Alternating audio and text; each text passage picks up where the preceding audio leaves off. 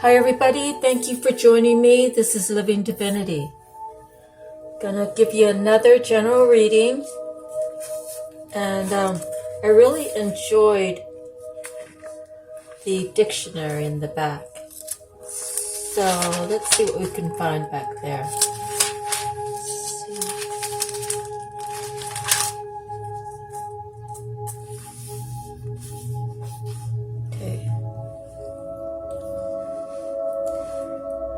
John 13:34-35. Love one another, as I have loved you. So you must love one another. All men will know that you are my disciples if you love one another. John 15:13. Greater love has no one than this, that he laid down his life for his friends. Ephesians 5:1-2. Be imitators of God as dearly loved children, and live a life of love, just as Christ loved us and gave himself up for us. 1 Peter 4:8. Above all, love each other deeply, because love covers over a multitude of sins. 1 John 3:18. Dear children, let us not love with words or tongue, but with actions and in truth.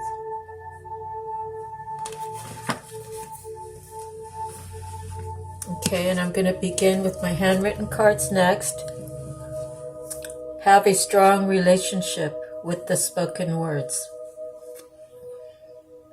The spoken words in the Bible. Spoken words of love. Spoken words of commitment. Spoken words of trying to choose right. Trying to put God on the forefront of your life. Loyalty, respect, and love. Those are three major ingredients of living a good life. I'm sure you might be able to think of other words, and I'm sure they fit in too. And you might want to swap one out for the other, or whatever, but love is the base. Respect and loyalty, they're also important. And again, there could be other ones that are important. Those are just three that I wrote on that particular card. The next is I'm staying in my own lane. Sometimes I feel compelled to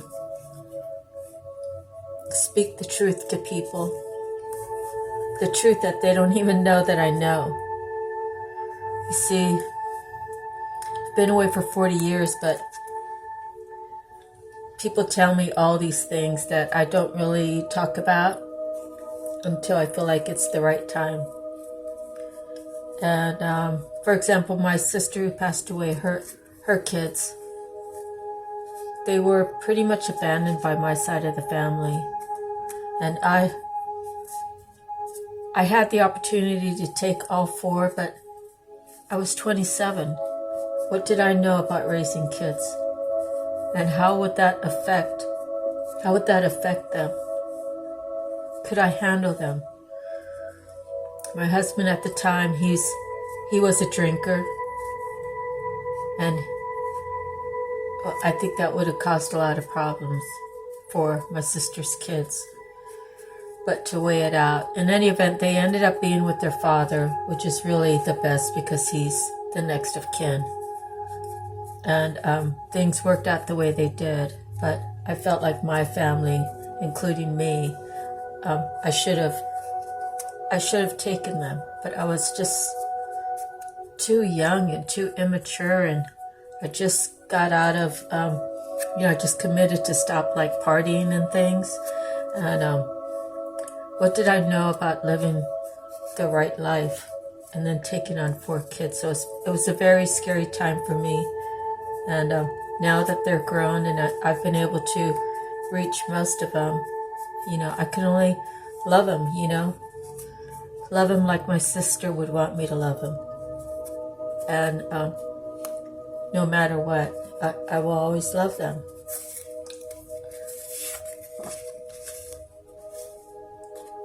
Be careful about gold diggers.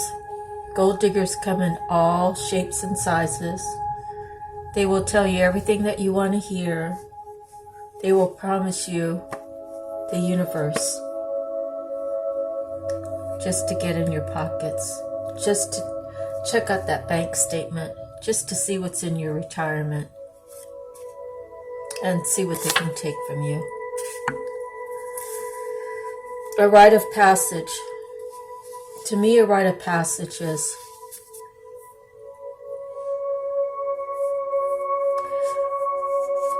I believe my grandmother holds high places in heaven.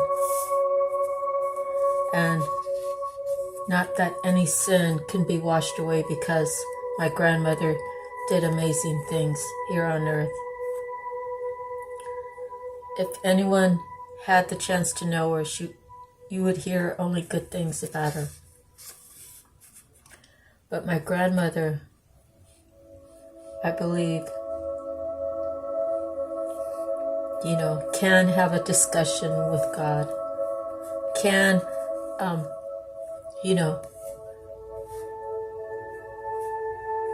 can use her spirit to speak on my behalf. The promise doesn't mean that I automatically earn it. It doesn't mean I have a good step forward. It means that the love that my grandma and I share, as it's said in the book, the Bible, love covers many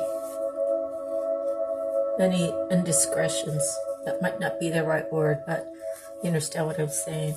So a rite of passage, fully embracing God's love. It's like you hear these stories about these guys who are gang guys, or could be murderers, they go to prison. And in prison they actually have ministries going on in there. And people come out a different person than when they went in.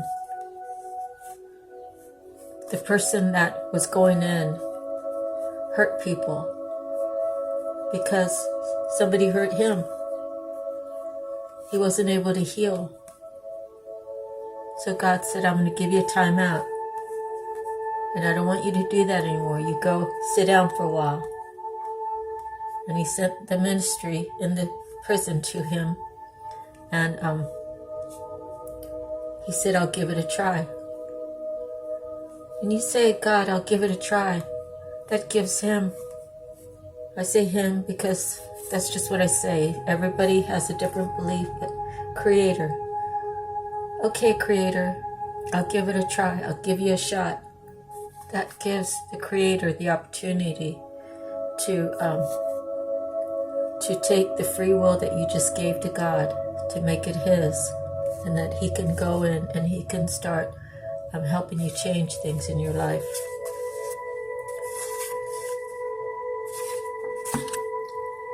Uplift the hearts around you. I've been really isolated lately, and I'm not sure when I'm coming out. I try to post things on Facebook, and I haven't really been doing too much there.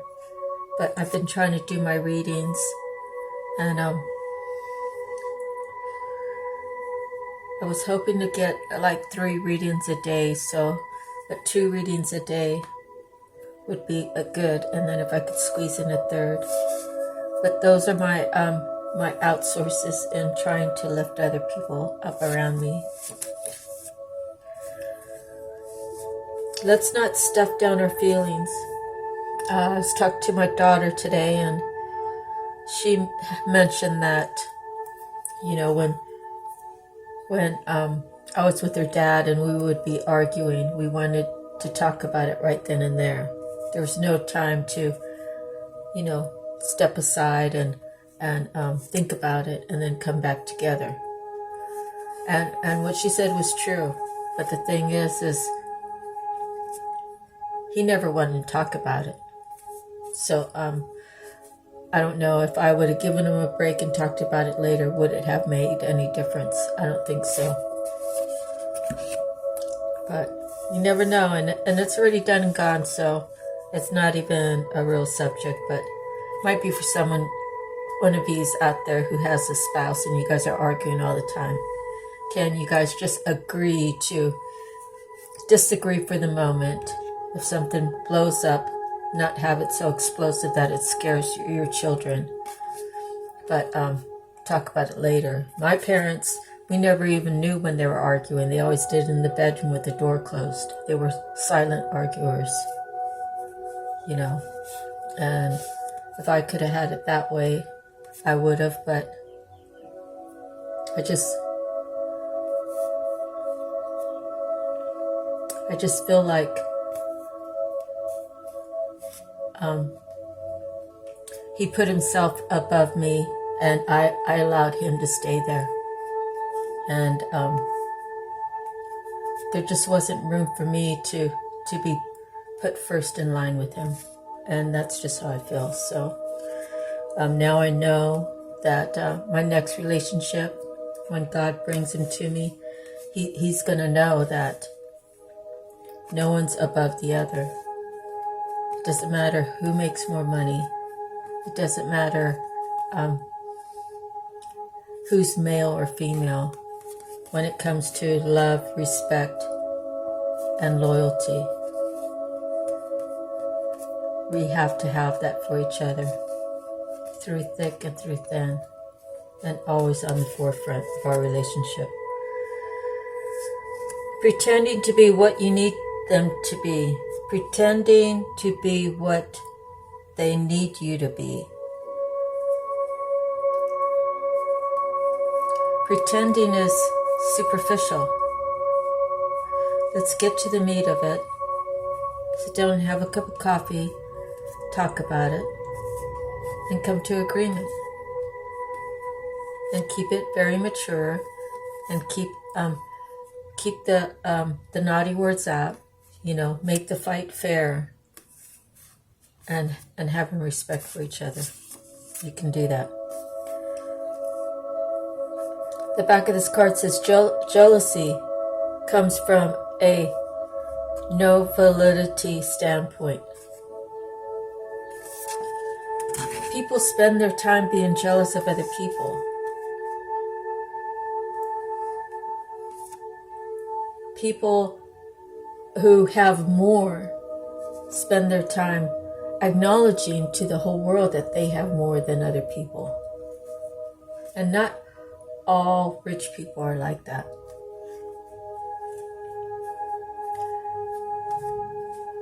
Wealthy people who throw it in people's faces.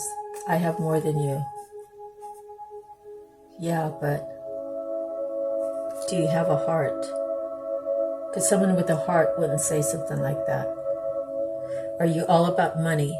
Are you all about possessions? Are you all about material things? Because as long as I have what I need,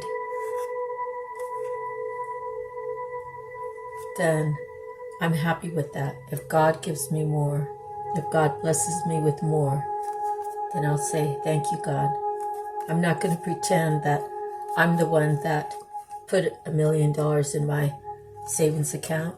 I'm not going to pretend that I'm the one that has a healthy body because I have a healthy body and I work hard at it. And I eat right and I exercise and I sleep. Everything that's good in my life is by God. It's by God blessing me. And I actually had one relative, I'm not related to her anymore, but when her father was sick, she blurted out in front of everybody, you know, like pretty like pompous. I have all the money. I told the doctor, oh, just fix my daddy. I got the bill. Oh, well, that's nice. Because eventually that statement's not going to work. Eventually that statement it's totally bogus, because you could have $100 million. You could have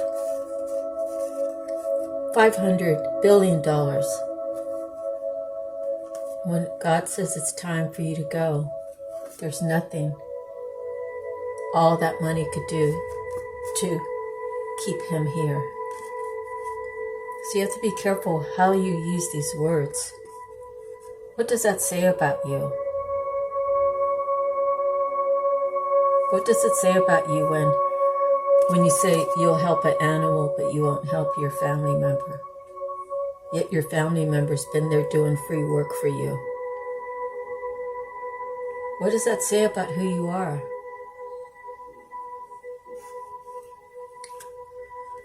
I have always been a giver.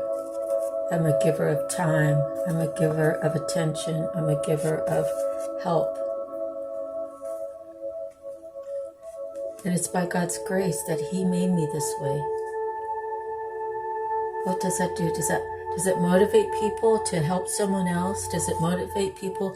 Hey, I feel good about myself because, she's here helping me and I don't have to fight with her to get some help around here. I really appreciate her and I appreciate that she loves being around me. Those are the most important things that you can't put a value on it. An effortless love. I pray to have it and to hold it. And to let God have His way with who is going to be next in my life. Because I know that if God is fully within Him, and God is fully within me, then our bond cannot be broken. And honestly, we do have certain people in our lifetime that bond could never be broken no matter what. Okay, the back of the card is caught in a trap. If you've ever been feeling like you're caught in a trap, well, there's several things you can do. You can search for the tools to unhinge yourself or untie yourself or unbolt yourself to freedom. It could be a mental thing that you have to go in front of the mirror and you have to tell yourself, I don't deserve this abuse. I don't deserve a relationship that makes me feel this way, this way, this way, this way. I am better than that. I treat my spouse or my significant other and this way, this way, this way, and it's good stuff. What do I get in return? Bad, bad, bad, bad. I've tried to express it. I've tried to not talk about it. I've tried to yell about it. I've tried to be silent about it. Nothing works. Nothing works because I'm not supposed to be here. So it should be easy for me to get up and go. And that's one thing we have to learn in life is people say, stick it out, stick it out, stick it out. I see couples who are married 50 years and they're happy, they still hold hands. I see other couples that don't really click that good. And then I see some that are like two little kids. Just, they get together, they spend time in separate rooms, but when it's dinner time, they get together, they help each other prepare the meal, they help set the table, they help get the drinks, and then they sit down like two little kids and have dinner. And then one's putting away the food, and then the other one's doing the dishes. It's effortless.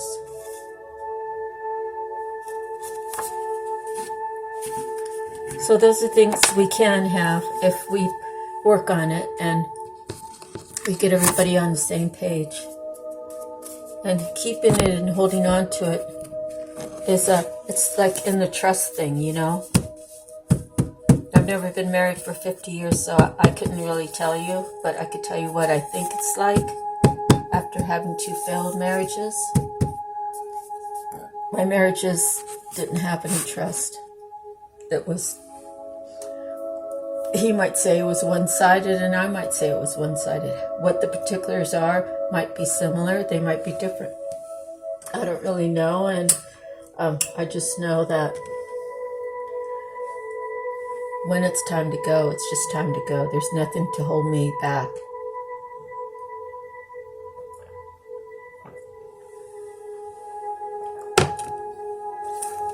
Okay, so 20 minutes in, we have the sole purpose.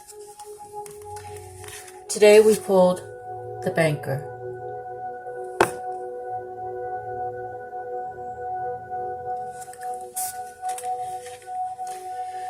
The banker and emerald. How are you at saving money? The world of banking has many facets, including brokerage, financial advising, underwriting, lending, or borrowing, or asset management. When you draw the banker and emerald card, place your attention on the bank accounts and dealings with financial institutions. Use the emerald gemstone to amplify prosperity and enhance your understanding of banking protocols. This green variety of beryl aligns you with well-being and extreme wealth. Emerald is also a stone for health and vitality, which is necessary for success.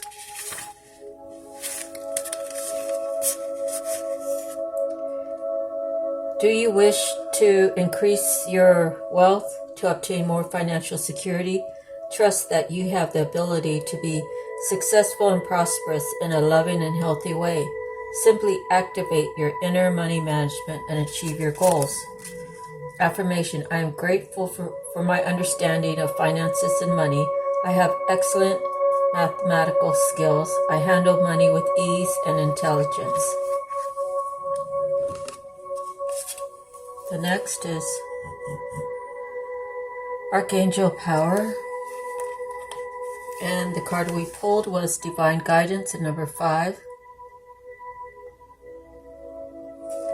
It says, the search for meaning in life. Consider an alternative approach. Surround yourself with wise teachers or friends. There's no need to be alone. There are amazing people around you from whom you would gain great strength and support. Seek out those who are like-minded and who share your beliefs and ideals.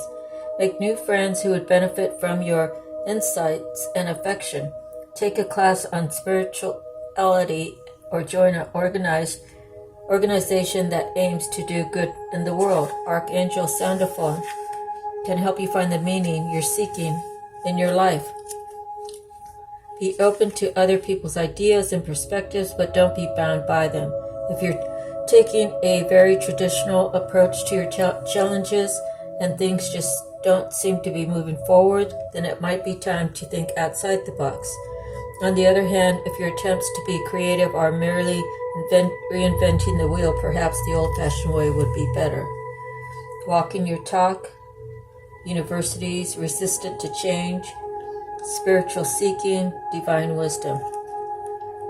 Archangel Sandalphon is the angel who watches over the accumulation of metaphysical and spiritual knowledge. If you're seeking to enrich your inner world, he can help you find others who are similarly inclined and also searching. Archangel Sandalphon is known for delivering prayers from earth to heaven. Call upon him to help when you feel your prayers need an extra boost.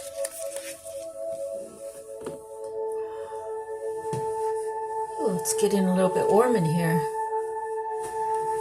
So all this week it's been in the 60s, all last week.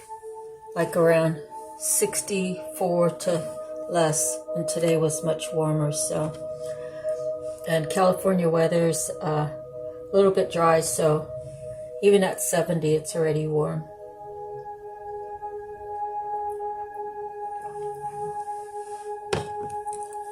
Okay, the next is Native Spirit, and we pulled Storyteller.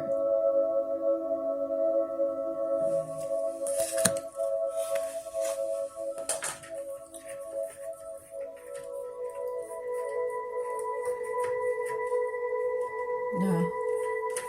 Wrong way. I was trying to get some more light in here. Okay. Live larger than life. Make the most of every experience. You can choose the meaning that you give events. Find interpretations that empower you rather than diminish you. Be the storyteller and the hero of your own life. Give your personal story empowering meanings. Your native spirit wants you to know. Around the evening campfire, clan members always look forward to the storyteller recounting events of the daily happenings of the tribe. Even the most mundane events took on a vibrancy in the expert hands of an experienced storyteller. The storyteller card shows you to remind you to be the champion of your own personal myth. Be the central character. Don't live life according to the needs and expectations of others. Don't be a bit player in your own story. Get it? Don't be a tiny little bit in your own story. Your own story is all about you. Take an event in your life that you gave a disempowering meaning and find a way to rescript it so that the interpretation of this same story is one in which you are the hero.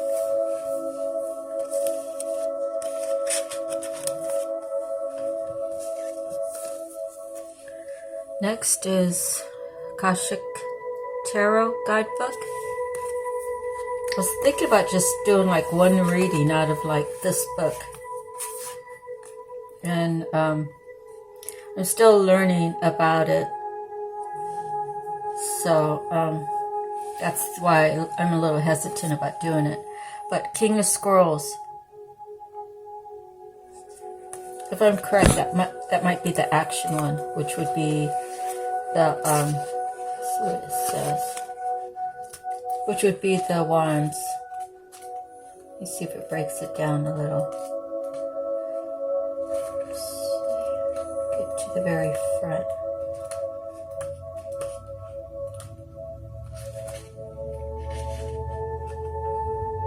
Okay, scrolls. No, it doesn't tell me there. Just take another quick peek somewhere. This book before I start reading.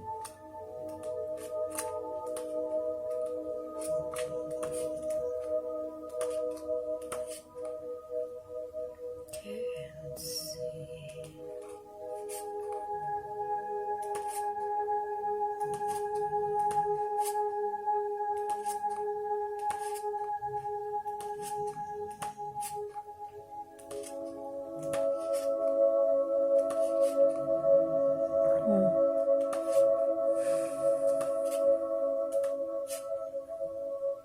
The roses has to do with families, children, homes, personal inner conflicts. The scrolls has to do with mind communication. So the scrolls would be the swords. The roses would be the cups. The keys would be the coins. And the forces would be the wands. Okay. Alright, King of Scrolls, which would be, what did I just say? Would be the swords. A man holds a scroll as he looks across a well-groomed garden. A number of scrolls lay on the garden bench next to him. He is the King of Scrolls, a man of learning, and he can be helpful to you in a number of ways. This man may be present in your life already. If not, you'll be meeting him soon. He may be an author, teacher, or a communicator who will assist you in some professional way. He could also be a friend who brings wisdom through his own studies and spiritual practices. Be open to the guidance this man offers, for it could help lead your life in exciting new directions. A treasure trove of discoveries waited for you, so let your mind and your life soar. Take a deep breath and pull in the energy of the King of Scrolls. Fill up with a new sense of wisdom and heightened communication. Your mind and vision grow with the power of the King of Squirrels. Is there something you'd like to learn?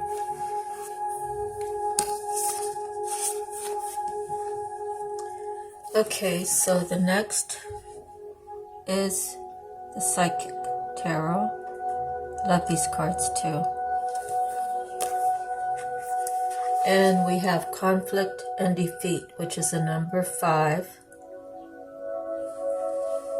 So we also had a major arcana with the 5. That was the divine guidance. The number 5 mental card represents significant learning and change. And how you handle yourself at this time is vital to your overall well-being. This card could relate to a lack of sensitivity in taking action or in response to conditions or situations around you. This need for sensitivity could relate to you or someone else in your life. Even though a battle can be won, it's important to evaluate the cost and pain to both parties. Sometimes it's best to surrender and walk away. If no answer or victory can be achieved, don't assign blame, become deceitful, or set out to get revenge, for this results in the negative energy becoming part of you. You are being tested on how delicately and gently you can take your next step. Remember, everything in your life is an opportunity to learn and grow. And the other card out of this book, we pulled the Crown Chakra. So as it says, don't place blame, because that negativity will get stuck to you. You just have to say, hey, it's not working out, and I have to go this way, and you stay here. And you have to make your own life, and I have to make my own life. And I leave you with love only, no hate, just love yourself, and I'll love myself, and we can go our separate ways. Then the other part he said was, if there's no answer or no resolution and you walk away, don't place blame, because it'll just come back and get you. Okay, your crown chakra is up near the crown of your head. The color is violet. The sound is none or can be used. The element is a thought. The gland is pineal. Keywords I know. The crown chakra is located at the top of the head and has been called the 1,000-petaled lotus, or the receiver of light. This chakra is the center of your link with the universe, the infinite, and your higher consciousness. It's the connection between wisdom and spiritual insight. The crown center is the area where ethereal light and energy are received and then dispersed throughout your aura for total well-being. To balance the chakra, I find that meditation, breathwork, yoga, spiritual healing, acupuncture, and color therapy work best. When properly aligned, your crown chakra will expand to a point where it's possible to access and tap into the deepest source of wisdom.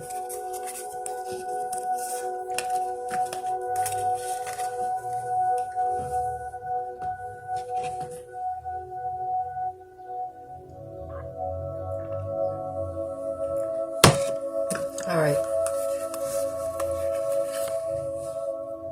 So the divine feathers, we pulled the loon. I wonder if this is where they get that you're loony from. And there's the feather. Kind of unique. Pay attention to your dream time. Messages of guidance are drifting in. The loon. Loon is a rather large water bird with tremendous swimming abilities, mostly associated with the water element. Loon sounds its haunting and primal cry during the in-between times of the day. Its call, sometimes sounding like a laugh, at other times a howl, is regarded as a true call of the wild. Many myths and stories describe the loon's cry as a wake-up call to a new state of consciousness. There are also tales connecting the loon to the fairy world, dream realms, and astral travel. The feather messages you to urge you to pay attention to your dreams. Dreams are extensions of the unseen worlds, whether from our subconscious minds or from the many realms beyond this physical world. With the presence of the moon, your dreams may seem more colorful and filled with more symbolism and messages. Keep a dream journal to record what you experience. Your dreams may be calling your attention to certain situations or giving you valuable input. Now is the time to listen and be aware. Energies, dreams, messages, consciousness. Season is summer. The element is air, water. The color is black and white. Affirmation: my dreams and visions are powerful, vibrant, and clear.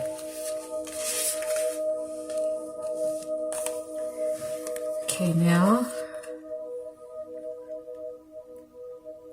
messages from the mermaids. We pulled re-energize.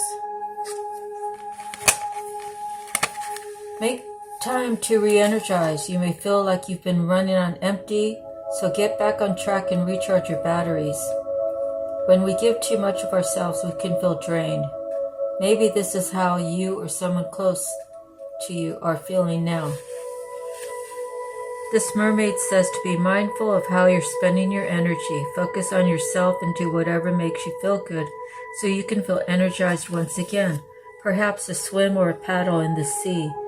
A luxurious bath or pamper day at the spa is the tonic you need. There are many ways to re-energize, and you need to do this as soon as possible so you can get back to feeling like vibrant and effervescent self once more. It's also a good idea to look at why you're feeling drained. Perhaps you're spending your time and energy where it's not fully appreciated or respected. To work it out, go back over the day's events and notice how you feel as you remember what you did and who spent time with. If you've been feeling overly tired, you could also look at the food you're eating, making sure you're having a balanced, healthy diet. This also gives you more energy. Your body will give you subtle and not so subtle signals about what you need to do to feel re-energized. When we spend time with people who drain our energy, this can make us feel lackluster. Take notice of how you feel when you're around certain people. Do you feel energized or drained? That's really important. Your energy is your life source. So why would you want to expel it on someone who just wants more, or it's whatever you did wasn't good enough? There's all these things that, are worse. The worst things you could say. How about, hey, thanks, I really appreciate that. That's really going to help me out a lot. Things like that goes a long way. Instead of bitching and moaning and not having enough, learn how to appreciate what you do have. And learn how to be a team player in your life when you have a significant other. And make sure that they're playing fair too, And it's not really about tit for tat either, because that kind of stuff drives me crazy. Just have a list that's a fair list. You do these chores, I do these chores. Do you think that any of these chores are unfair? And then see if you could swap some out or whatever. But be responsible about keeping your relationship healthy. The way to keep it healthy is by being fair to the other person and being fair to yourself. And there's a balance there. Right now, I balance my time between me and my dog. And, he's 11 now, so he sleeps a lot. And I try not to be too hard on him, but sometimes I can lose my temper too. So even I have times where I need some time away. I need some time away from my dog. I don't want to go too far because he does rely on me, and he'll start missing me really, really bad. But sometimes 5 minutes away, 5 minutes to be gone, I should say, is enough to give me a break from him. All right, animal messages. We got the panda. Not sure if we pulled the panda before. Enjoy the sanctuary of solitude and regain self-esteem and tranquility. Self-contained and content is her serried banks of bamboo. Tranquil panda relaxes in her world of plenty and ease, dependent upon none. Sometimes we become too wrapped up in others, dependent upon their approval, and wither inside should they withhold it. Wise panda counsels that time spent in a peaceful, established sanctuary, retreated far away from your daily life, both physical and mentally, will fortify your spirit and allow your true self, not someone else's image of you, to flourish. Okay, so now we have the Tattoo Tarot. First card we pulled was the Seven of Wands.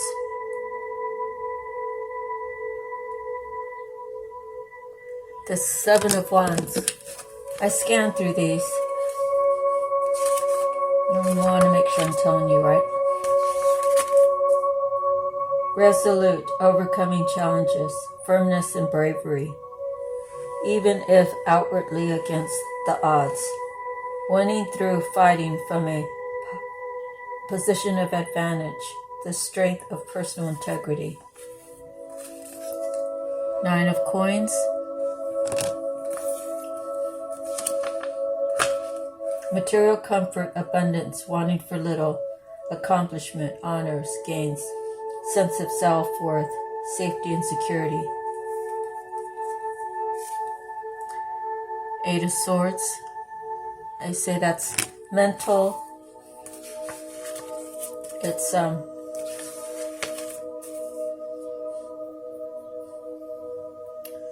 contradiction, criticism, reprimand, crisis, temporary difficulties, blame, censor, scandal, trauma that can be healed, swamped by details, being pinned or entrapped, a dark night of the soul, understanding the power of fear, the mental void and paralysis created through fear, beliefs and thoughts that can be changed. The Tower.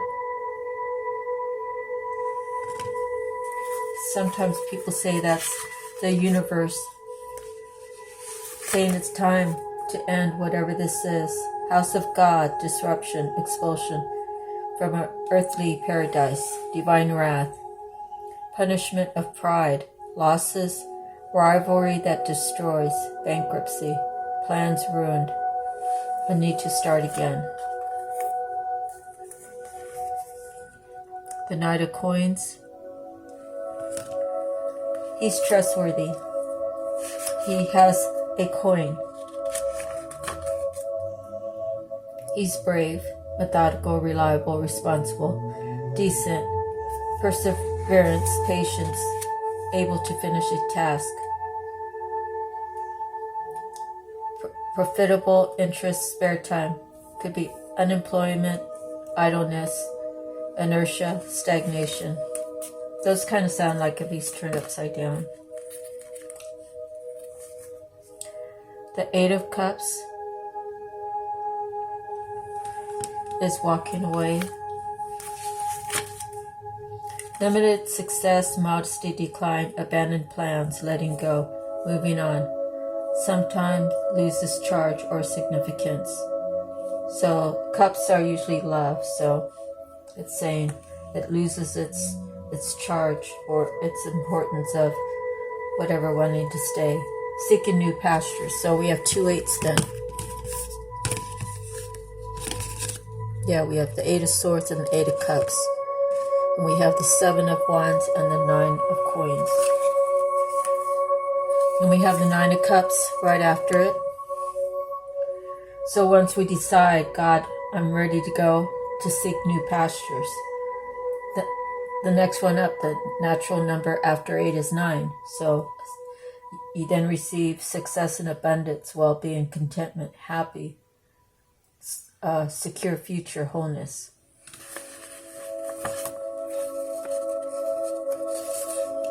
Then the Two of Swords.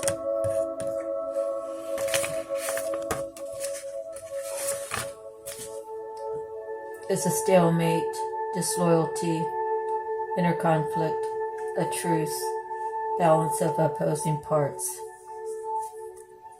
Four of Cups is regrets.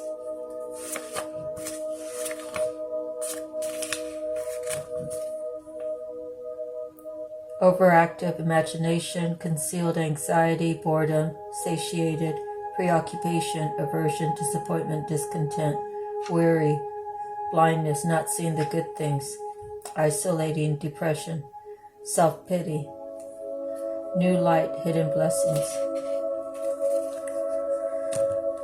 And then the Three of Cups, or the Three of Coins. Mastery, skilled, good reputation in work and business, expertise built on experience, craftsmanship, high status, honors earned. So, the highlight of these cards is we have cups having to do with love, we have coins having to do with finances, we have swords having to do with thoughts, and we have wands that have action. Wands are usually passionate.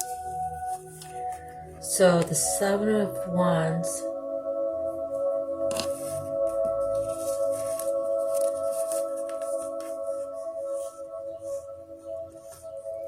overcoming challenges.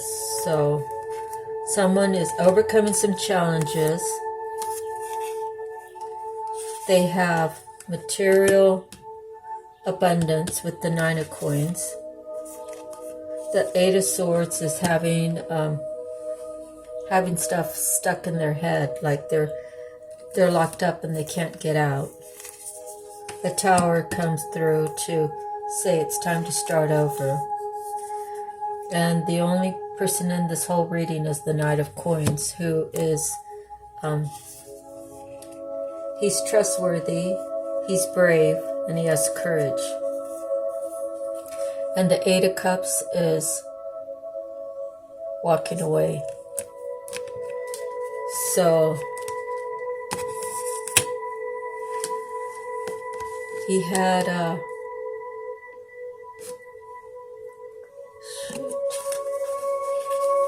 lost for words right this second.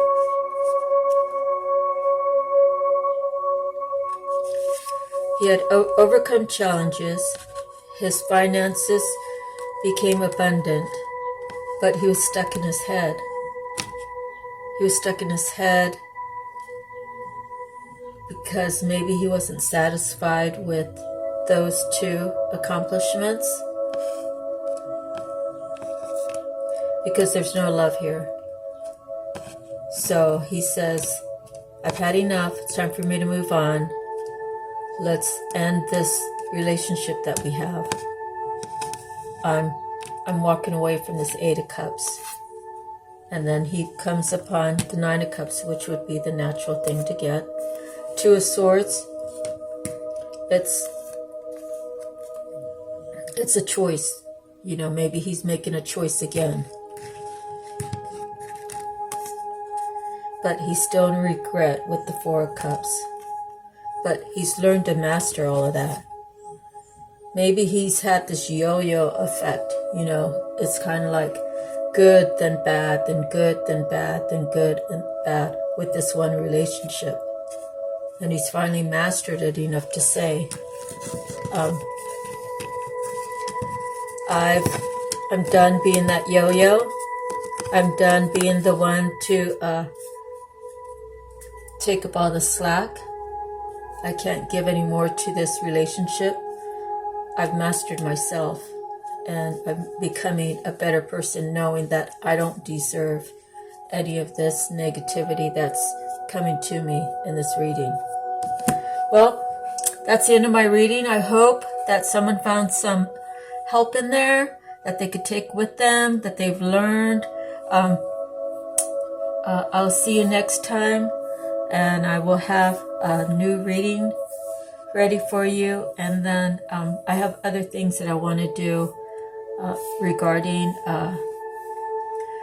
your mind, body, and soul, the health parts, to things you could do to keep your youth, to keep pursuing your dreams, whether you're 20, 30, 40, 50, 60, or even 70. Just keep living and keep trying to master things. Keep trying to learn things and master things. As long as you're learning, you're living. That's my saying. All right. Thank you. God bless. Sending you love and light, healing. I'm praying for you all to meet all of your personal expectations. Raise the bar high and keep working at it. Thank you. We'll see you next time. God bless. Aloha.